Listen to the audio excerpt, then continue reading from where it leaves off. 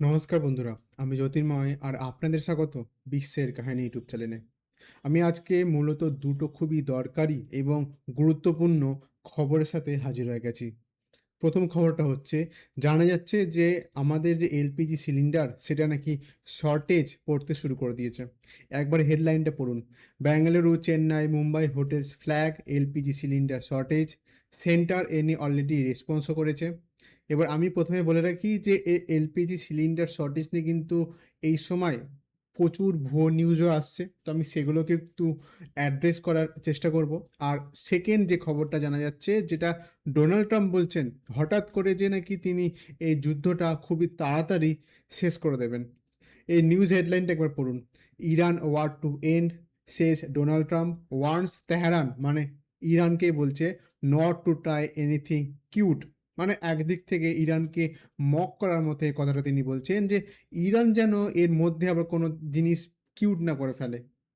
এই মন্তব্যটা যদিও পুরোপুরি ডোনাল্ড ট্রাম্প বা ইউএসের তরফ থেকে আসছে, কিন্তু আমরা যদি ইরানের কথা বলি, ইরান কিন্তু পরিষ্কার জানিয়ে দিয়েছে এই যুদ্ধটা তারা এত তাড়াতাড়ি শেষ করতে রাজি নয়। তারা এটাও বলেছে যে যুদ্ধটা কখন শেষ হবে সেটা আমেরিকা বা ইসরায়েল ঠিক করবে না। এই দুটো খবর নিয়ে আমি বিস্তারিতভাবে এই ভিডিওতে আমি আলোচনা করব। যদি আপনাদের এই ভিডিওটা ভালো লাগে তাহলে অবশ্যই একটা লাইক করে দেবেন।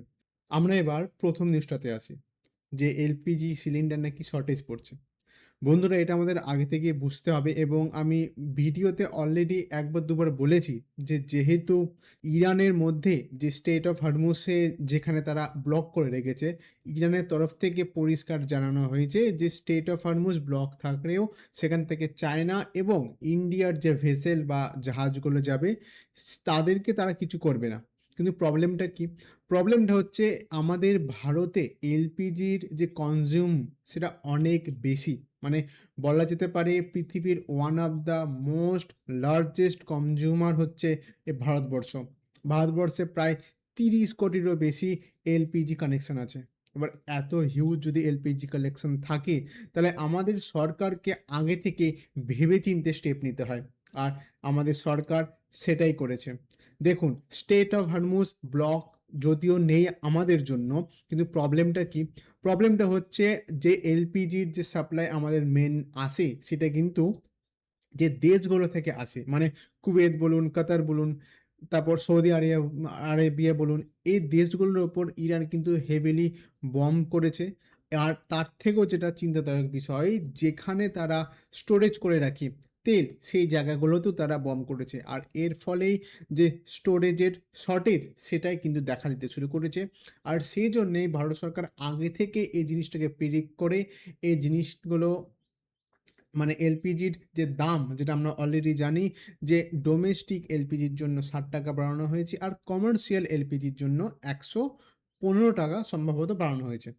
এবার এই যে শর্টেজের কথা বলা হচ্ছে, এখানে কিন্তু মানে ডোমেস্টিক এলপিজির কোনো শর্টেজের কথা বলা হয়নি।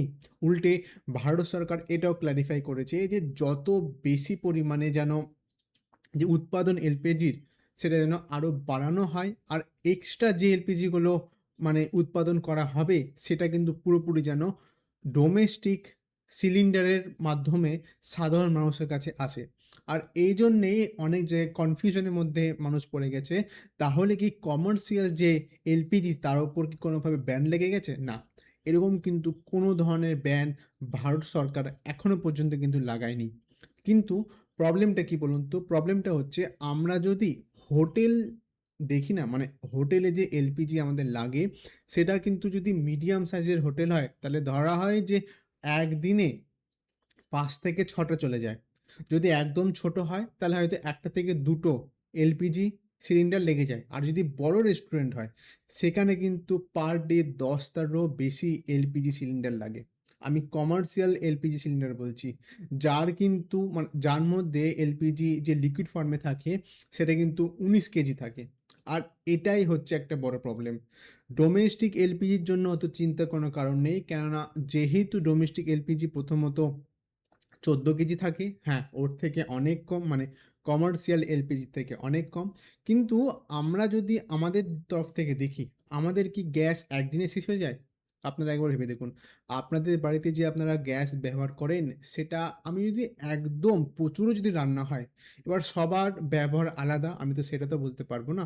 কিন্তু আমি যদি এভারেজে বলি, তাহলে কিন্তু ম্যাক্সিমাম ডোমেস্টিক বাড়িতে একটা এলপিজি ১৫ থেকে ১৬ দিন যায়। এবার আমি কিন্তু এভারেজ বলছি, এর থেকে বেশি হতে পারে, এর থেকে কমও হতে পারে। বেশি হতে পারে কেন বলুন তো? কেননা আমাদের কিন্তু ঘরে, ঘরে এখন ইন্ডাকশন ওভেনও চলে এসছে। আর এর একটা ফায়দাটা কি? কারেন্টের মাধ্যমে এটা চলছে। তাই অনেক বুদ্ধিমান যে পরিবারগুলো আছে, তারা কিন্তু দেখবেন অলরেডি এই ইন্ডাকশন ওভেনে ব্যবহার করতে শুরু করে দিয়েছে। আর এখানে যদি আমরা বলি, আমাদের কিন্তু চিন্তার তেমন কোনো কারণ নেই। কেননা আমি বারবার বলছি, ডোমেস্টিক এলপিজির কোনো শর্টেজের কথা সরকার বলেনি। আর আমার মনেও হয় না ডোমেস্টিক এলপিজি শর্টেজ হবে। কেননা আমাদের এটা বুঝতে হবে যে ভারত সরকার এটা কিন্তু আগে থেকে স্টেপটা নিচ্ছে, যাতে আমাদের পরবর্তীকালে প্রবলেমটা না হয়। আর সেইজন্য হয়তো দামটাও বাড়িয়ে দিয়েছে। হ্যাঁ, এবার আমরা এটা একদমই মানে বলতে পারি না যে যুদ্ধ যদি না হতো তাহলে কি জিনিসটা হতো? না, তাহলে হয়তো হতো না। যুদ্ধ হয়েছে বলে আমাদের এই মানে প্রিকশনটা নিতে হচ্ছে।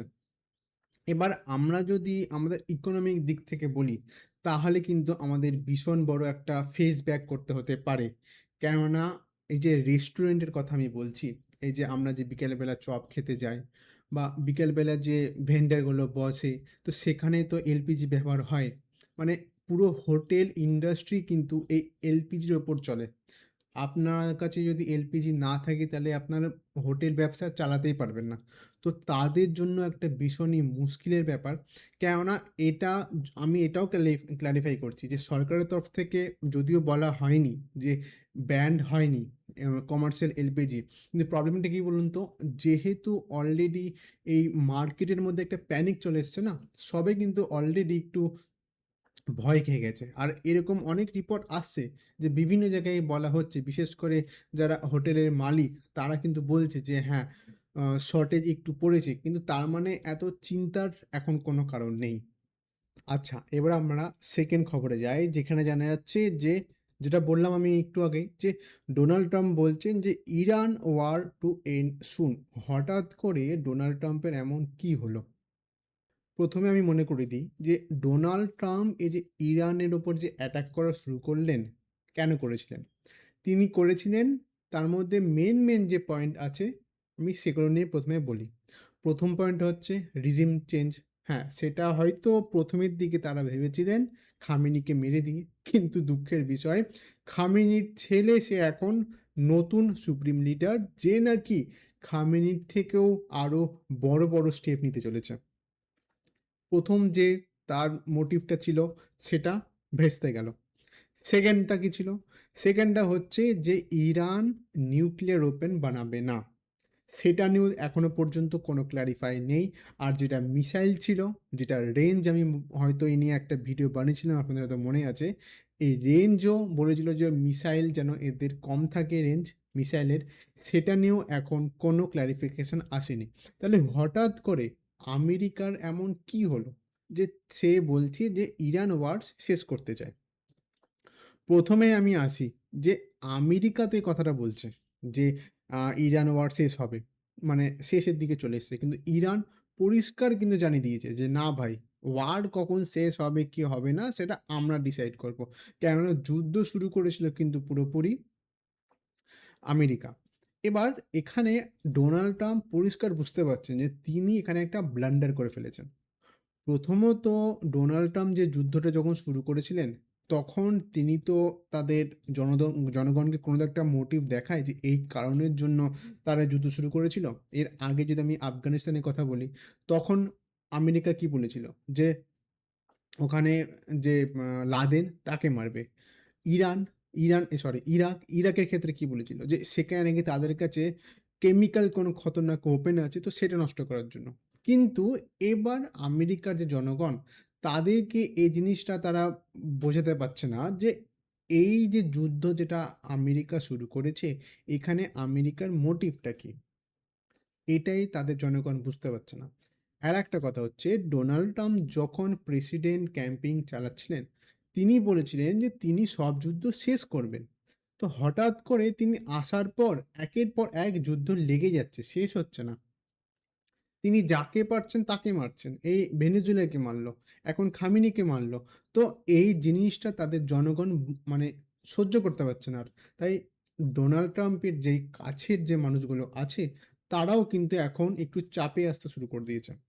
এই একটা কারণ। আর আরেকটা কারণ হচ্ছে যে এই মুহূর্তে যে আমেরিকার প্রচুর পরিমাণে কিন্তু এক্সট্রা অবচয় টাকা যাচ্ছে। মানে কোনো কারণ নেই তাদের টাকা যাচ্ছে এই যে যুদ্ধের জন্য। আর তার ওপর আমেরিকার বিভিন্ন যে সেন্টার ছিল এই এই যে জায়গাগুলোতে, ইরাক বলুন, কুয়েত বলুন, কাতার বলুন, মানে লাইনের পর লাইন যে দেশগুলোর আমি কথা বলছি, এখানে যে আমেরিকার বেসগুলো ছিল, এই বেসগুলোর অবস্থা কিন্তু এখন খারাপ হতে চলেছে। কেননা ইরান একের পর এক মিসাইল কন্টিনিউ মেরে যাচ্ছে। তো আমেরিকা এই জিনিসটা বুঝতে পারছে যে এই যে যুদ্ধটা তারা শুরু করেছিলেন এবং ভেবেছিল যে খুব তাড়াতাড়ি শেষ করে দেবে বা জিতে যাবে, এই জিনিসটা তারা ভুল প্রেডিক্ট করে ফেলেছিল। আর সেজন্যই হয়তো তারা এখন এই যুদ্ধটাকে বন্ধ করতে চাইছে। কিন্তু প্রবলেমটা কি? ইরানে যে কথাটা আমি বললাম যে তারা সেই ঠিক করবে। তার ওপর এই যে তেলের দাম হুড় করে বাড়ছে এখন। যদিও এই খবরটা আসার পর থেকে হ্যাঁ, সত্যি তেলের দামটা কমেছে। কিন্তু আমার মনে হয় এটা টেম্পোরারি। কেননা এই মুহূর্তে যেহেতু সুপ্রিম লিডার হচ্ছে খামেনির ছেলে, সে কিন্তু কখনোই এই জিনিসটাকে এত তাড়াতাড়ি ছেড়ে দেবে না। দেখা যাক এই নিয়ে ভবিষ্যতে আর কি আপডেট আছে। আপনারা যদি এই ভিডিওটা এতক্ষণ পর্যন্ত দেখেন তাহলে অসংখ্য ধন্যবাদ। কমেন্টে লিখে অবশ্যই জানাবেন যে আজকের এই ভিডিও আপনাদের কেমন লাগলো। আবার দেখা হচ্ছে পরের এক ইম্পোর্টেন্ট জিওপলিটিক্যাল নিউজের সাথে।